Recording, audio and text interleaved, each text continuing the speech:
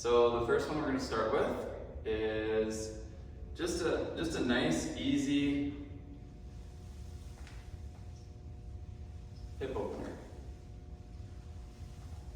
Now this one, you're just going to do 10 reps on each side. Then you're going to reverse it, go out to in for another 10 reps. And if you need to hold on to something, as you can see I was a little wobbly, but if you need to hold on to something, go ahead and do that. Then we're going to slowly bend on down and try to touch your toes. But then along with this, we're going to do a little bit of a sway, just to get a little bit deeper, kind of loosen up your low back a little bit. Just like so. Then for the next one, we're going to reach down, reach up, and we're going to do 10.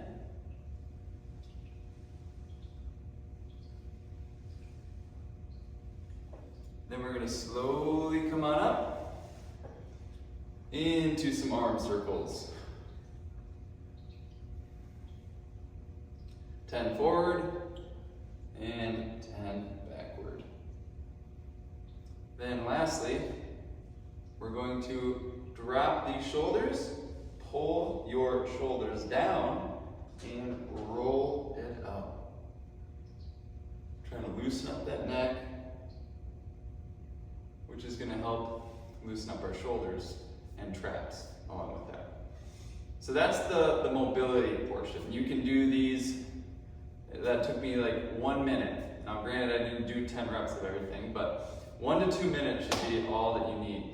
And you can do that in the morning, afternoon, evening, and then I'm going to show you some stretches. And again, this is more of a flow, but holding it for 30 seconds each way, you'll get the most benefit out of it.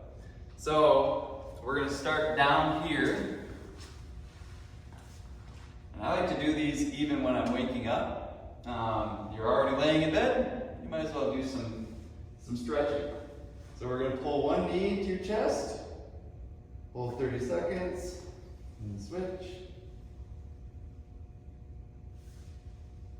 And the other side. Then we're going to pull one knee down, taking this arm and going back.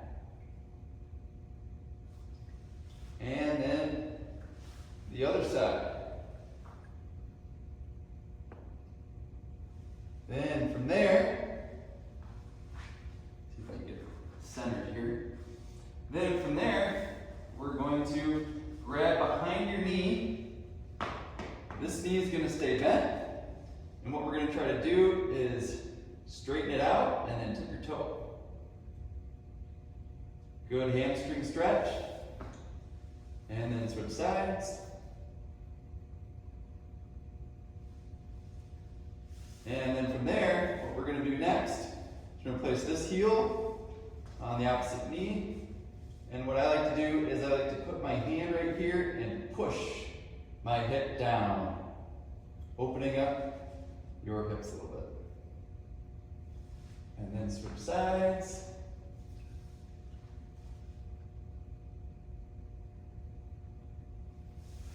And then we're going to flip over for cat and cow, pressing up through your shoulder blades and down through your chest, and then back up and back down. Again, we're holding each of these for 30 seconds. I'm just speeding through it a little bit. Then we're going to sit back on your toes, which is going to help strengthen and loosen up your ankles.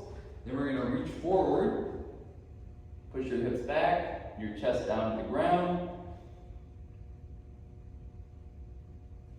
and then push forward. Good. And we're going to take one foot forward, keep this knee down, and lean. And then switch sides.